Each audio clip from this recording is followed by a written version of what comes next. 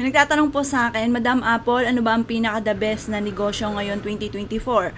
Masasabi ko lamang, ay tanong niya po sa akin kung patok pa daw po sa ngayon ang online business. Patok pa rin po, pero dapat i-online mo yung banti po na nagsosolo ka lang, yung nag-iisa ka lang.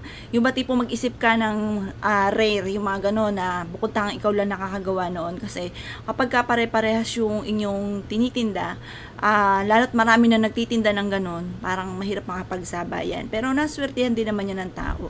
Pero dahil nga po sa pumutok yung online business, dahil 'di ba alam niyo naman, nag-pandemic, walang nakakalabas, parang ang tao mas lamang sa loob ng bahay.